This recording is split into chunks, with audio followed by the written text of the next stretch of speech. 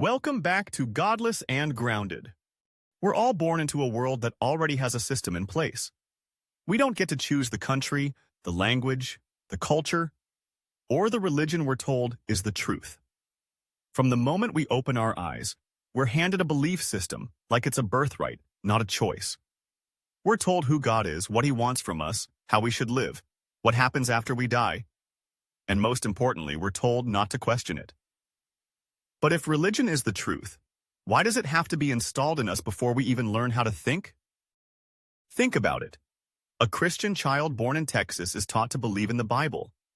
A Muslim child born in Pakistan is taught the Quran. A Hindu child in India is taught about Vishnu, Shiva, and a whole pantheon of gods. And each of them is told that their religion is the only true one. So who's right? Were we just lucky to be born into the correct religion? Or is it more likely that religion is something passed down like an inheritance, not because it's true, but because it's tradition? This is the first red flag. If the only reason we believe in a religion is because it was handed to us as children, then we didn't really choose it, did we? We were indoctrinated. We were conditioned. Just like language and culture, religion is learned through repetition and authority, not reason. And anything that depends on you not questioning it should be questioned the most. Now let's talk about what religion claims to offer. Answers to life's biggest questions. Why are we here? What happens after we die? What's the meaning of it all? And for people living thousands of years ago, religion was the best guess they had. The problem is these guesses became sacred, untouchable, unquestionable, and they haven't changed much in thousands of years, even though our knowledge of the world has exploded. For example, in the past, we didn't understand how weather worked. People thought rain was sent by gods, that thunder was a sign of divine anger, that disease was punishment for sin. Now we know these things are caused by natural processes. But religion didn't evolve with that knowledge. Instead, it resists change. It clings to old ideas, even when they're proven wrong. It still teaches that the world was created in 6 days, that humans came from a single couple in a garden, and that a talking snake caused the downfall of mankind. These aren't metaphors in most traditions. They're taught as literal history. And that leads to the second red flag. Religion often conflicts with observable reality. When science tells us the universe is 13.8 billion years old, and religion says it's 6,000, that's not a small difference. When biology shows us that humans evolved from earlier life forms over millions of years, and religion says we were created from dust in a day, that's a contradiction. And yet millions still hold on to the ancient version, not because the evidence supports it, but because it was drilled into them since birth. It's not just about being wrong. It's about how religion protects itself from being questioned. It uses guilt, fear, and emotional manipulation to keep people in line. You're told that if you doubt, you're weak. If you question, you're rebellious. And if you leave, you're doomed. That's not how truth works, that's how control works. And let's not ignore the financial aspect. Religion often demands money, tithes, donations, offerings. And the bigger the religion, the richer the institution. The Catholic Church owns billions in assets. Mega-church pastors live in mansions while preaching about humility. Televangelists fly in private jets, paid for by believers who are struggling to pay rent. And they tell you it's God's will, that if you give, you'll be blessed. But in reality, the only ones getting rich are the ones collecting the money. Religion is also big on loyalty. You're not supposed to question your holy book, your cleric, your church, your mosque, your guru. You're supposed to obey.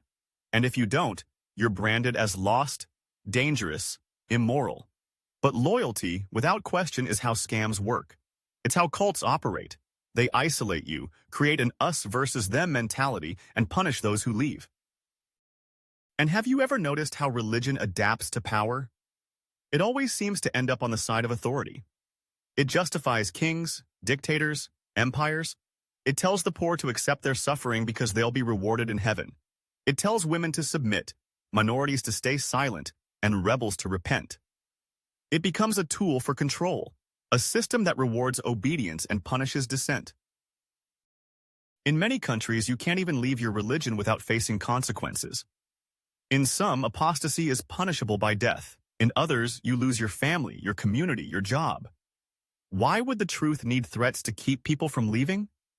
If something is real, it doesn't fear scrutiny.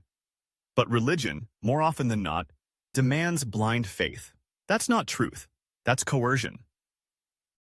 And here's something to really think about. How come religion needs to be taught before critical thinking kicks in? Why do we preach to toddlers but not to adults with developed reasoning? Because once a mind can question, it starts to see the holes, the contradictions, the manipulations. That's why religious education is so early and so emotional. It bypasses logic and goes straight to identity. You don't just believe in the religion, you are the religion. It's not just what you think, it's who you are. And that makes it even harder to walk away.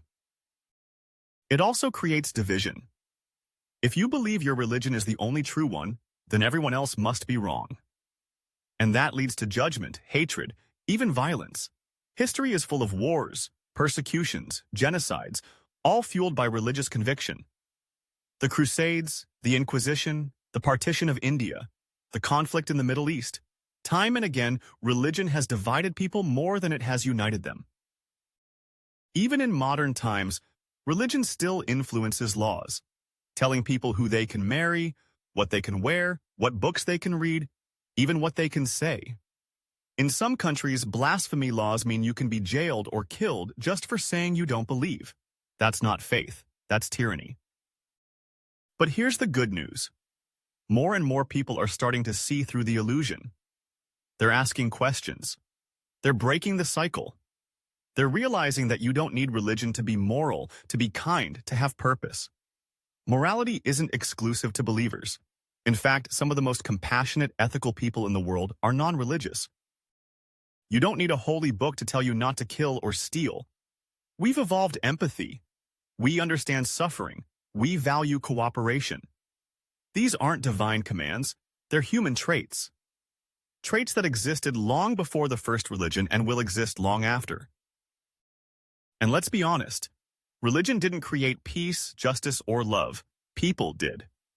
Humans, through trial and error, through experience and thought, built moral systems that work. Religion just packaged them in fear and authority.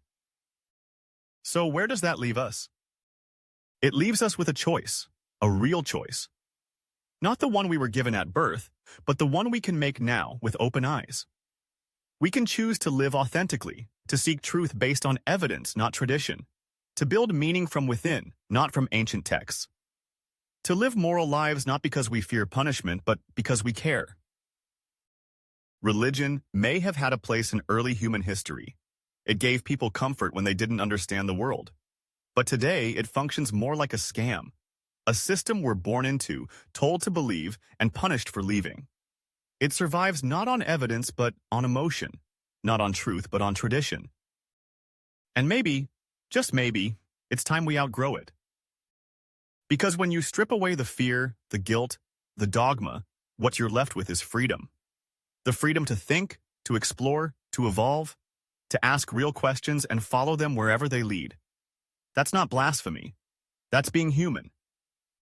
So if you're someone who was born into religion and you're starting to see the cracks, you're not alone. Millions are waking up.